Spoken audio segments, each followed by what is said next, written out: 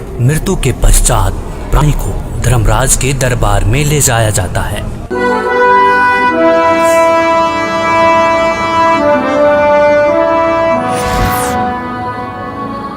पृथ्वीलोक पर प्राणी जैसा भी कर्म करता है उसका विवरण हर रोज धर्मराज के बही में ऑटोमेटिकली फैक्स हो जाता है।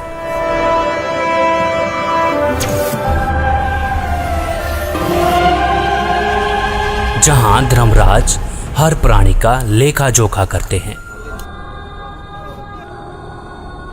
इसीलिए धर्मराज को 21 ब्रह्मांड का न्यायाधीश भी कहा जाता है। जीवात्मा को पेश किया जाए।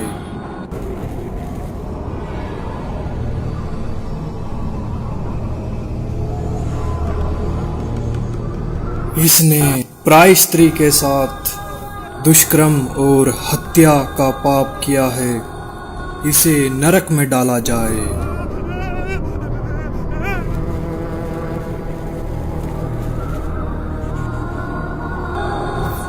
जो भ्रष्टाचार, चोरी, मदिरापान, नशा आदि करते थे,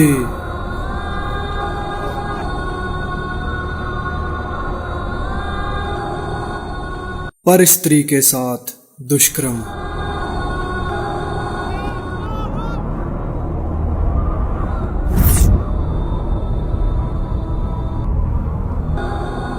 पर पुरुष के साथ नाजायज संबंध और धोखाधड़ी।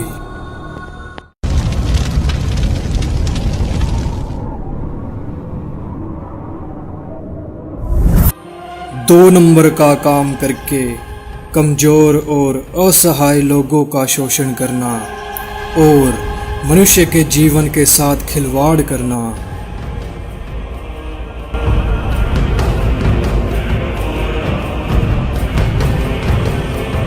शास्त्र अनुकूल भक्ति न करके शास्त्र के विरुद्ध भक्ति करते रहे। कोई तत्वदर्शी संत को गुरु न बनाया।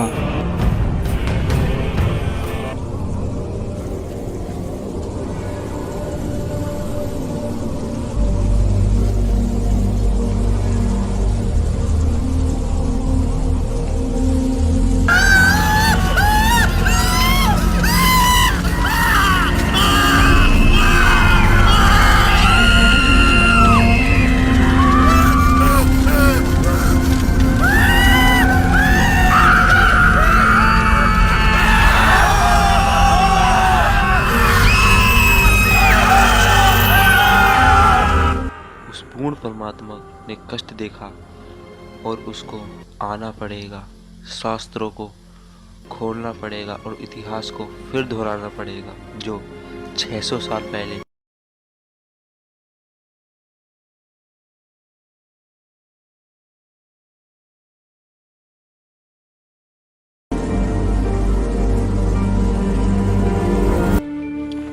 सबकी मदद करने वाला,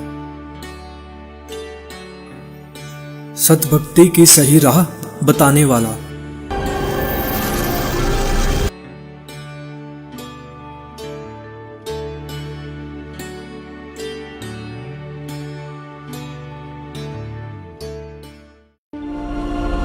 बहुत सारी आत्माएं तत्व ज्ञान को जानकर सतलोक चली जाएंगी।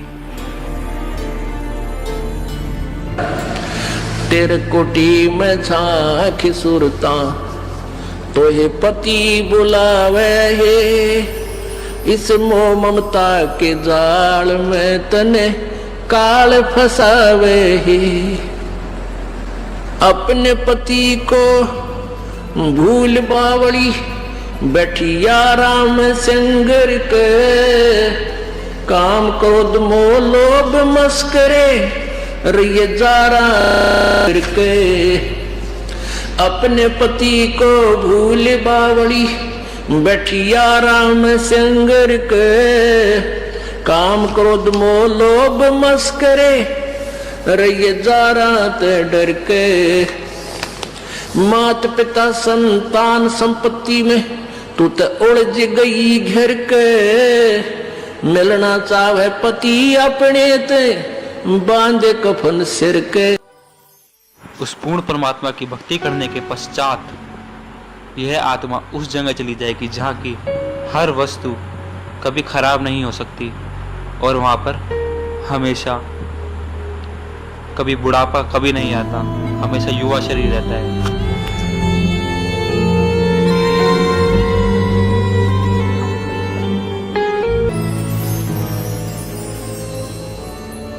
सतलोक में चल मेरी सुरता, हिम्मत ना लावे देरी, सच कहूं ना झूठ रती भरी, बात मान ले मेरी। सतलोक में चल मेरी सुरता, हिम्मत ना लावे देरी, सच कहूं ना झूठ रती भरी, तू बात मान ले मेरी। कहते हैं मन मान सरोवर नाण रे, जल के जंतु रे जल माही, आठों बखत बिहान रे, आठों बखत बिहान रे। मन मान सरोवर नाण रे, जल के जंतु रे जल माही, आठों बखत बिहान रे। कि भाई मन नो कहे मान सरोवर नहाया करे। ऊपर जो सरोवर है सतलोक की तरफ चलते हैं ना, इस मृत मंडल में भी 21 ब्रह्मांड के अंदर भी मान सरोवर है, इनसे ऊपर सतलोक में भी मान सरोवर है।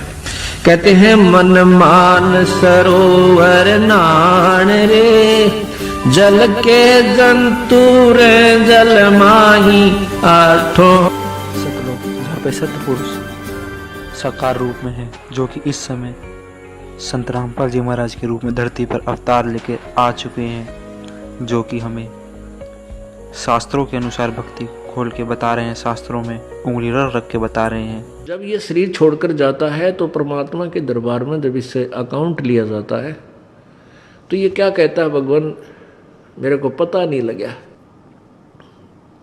मुझे ज्ञान नहीं हुआ कि मुझे क्या करना चाहिए था, भक्ति करनी चाहिए थी या नहीं थी।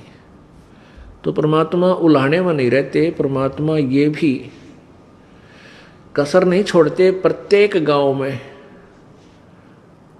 प्रत्येक नगर में, पूरी पृथ्वी पर कोई भी प्राणी ऐसा नहीं जो इस बात से अपरिचित हो भगवान की भक्ति करनी चाहिए, परमात्मा ने याद करो। यानी किसी ना किसी के मुख से उसने अवश्य कहा है भगवान की भक्ति करनी चाहिए, परमात्मा ने याद करवाई। कोई गलती करता है, पाप कर रहा है, भाई भगवान से डर, मालिक ने याद करे। यानी इस तरह की प्रेरणा प्रत्येक प्राणी तक मालिक ने पहुंचा रखी होती है। फिर दूसरा ये होता है, जैसे आप जी गए हुए हो, आप प्रत्येक भाई को, बहन को, मित्र को, सहेली को, कोई रिलेटिव है, संबंधी, उनसे अवश्य ये चर्चा करते हो कि भगवान की भक्ति करो और भक्ति का मार्ग ये है, वो भक्ति का साधना ठीक नहीं है। तो भले ही वो नहीं मान रहे हैं तो उनका दुर्भाग्य है।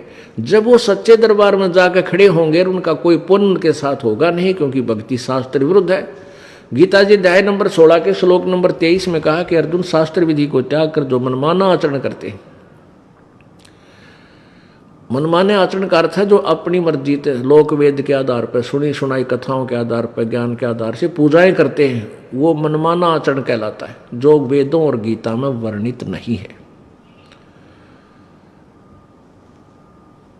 जो शास्त्र विधि को त्याग कर मनमाना आचरण करते हैं उनकी ना तो कोई सिद्धि होती है, ना उनकी गति होती है, ना कोई सुख होता है, यूजलेस। तो जो साधना आप कर रहे थे वो तो उनके पास साथ भक्ति धन हुआ नहीं और पापों की गठड़ी बंध गई पूरी। पाप बहुत इकट्ठे कर लिए, क्योंकि पाप तो दिन में बिना गिनती के होते हैं और पुण्य करने के लिए विशेष व्यवस्था करनी पड़ती है, गुरु बनाना पड़े। फिर जैसे गुरु जी बताओ वैसे साधना, पूर्ण गुरु, नकली गुरुओं से पूजा नहीं, ना उनकी कोई द्वारा बताएगी साधना से लाभ होने वाला। तो ऐसे पूरा गुरु मिले, फिर आप सच्ची लगन से, सच्चे तरीके से लगे, तब पुण्य बने। तो पुण्य तक कोई उनका बना नहीं, पाप की गठड़ी बंद गई। फिर वहां जा खड़ा हुआ धर्मराज के दरबार में। अब वहां ये एक बहाना बनाता है कि भगवान मुझे किसी ने बताया कोई नहीं, भक्ति कर ले। तब इसका फिल्म चलाता है परमात्मा। ये सब आप जो भी बातें जिसके साथ कर रहे हो, वैसे कोई गुप्त का गलती कर रहा है तो वो भी फिल्म बनकर भगवान के दरबार में पहुंच जाती है और एक आपके अंतःकरण में, आपके कंप्यूटर में ऑटोमेटिकली फीड हो जाती है। तो जब ये वहाँ खड़ा होकर ये झूठ बोलता है, बहाना बनाता है, तो परमात्मा इसके कंप्यूटर से जो वहाँ भगवान के दरबार में इसके नंबर का है ऑन कर देता है कि ले देख, ये भक्त तुझे क्या कह रहा है, ये बहन तुझे क्या कह रही है कि भक्ति कर ले, तू क्या कह रहा है, फिर देखेंगे किसने देखा है। ईब के भक्ति करने का टाइम से बुढ़ा होकर भक्ति करूंगा। और भक्ति तने करी नहीं, बकवाद करता रहा। फिर ये कैसे कह रहा है कि मेरे को किसी ने बताया नहीं। फिर ये यूं कर ले है, नीची गर्दन। भगवान गलती बन गई बन गदा। अब गलती की सजा दूं मैं, मेरे पास और कोई विकल्प नहीं। जिसी तू करेगा वैसा फल दे दूंगा। तेरा पुण्य होता तो स्वर्ग भेज दूं, हो देवता बना दूं, पुण्य नहीं है तो बन गदा। फिर ये कहता माफ करो भगवान, माफ करो परमात्मा। फिर धर्मराज कहता है जब तुझे मनुष्य शरीर कभी प्राप्त हो तब तू भक्ति करना भाई, अब कुछ नहीं बना, जाइए। तो जब ये माँ के गर्भ में वहां से जब ये मानव शरीर प्राप्त करके चलता है, वहां के जो देव पुरुष हैं वो भी कहते हैं इस आत्मा को कि भाई तेरा दाव लग गया और ये मनुष्य शरीर बार बार नहीं मिलता। पूरे संत की तलाश करिए। देवता भी पछता रहे हैं कि हमने तो गलती कर दी, हमें भी संत पूरा नहीं मिला, हमारी भी जन्म मृत्यु होगी और कभी मनुष्य शरीर मिलेगा तो पूरे संत ने ढूंढांगे भाई। इन अधूरे संतों के आधार पर हमने भक्ति कर ली, हम पार नहीं हो पाए, हम फिर जन्म मृत्यु में। तो आने वाले मानव शरीर प्राप्त करने वाले को प्रत्येक ने एक सलाह देते हैं कि तेरा दाव लग गया भाई, भक्ति करिए, बकवाद मत करना। तो वहाँ तो ये बिल्कुल पक्का होका हुआ है, माँ के गर्भ तक इसको याद रहता है। बाहर आते ही फिर ये 3 गुणों के प्रभाव से ये भूल जाता है।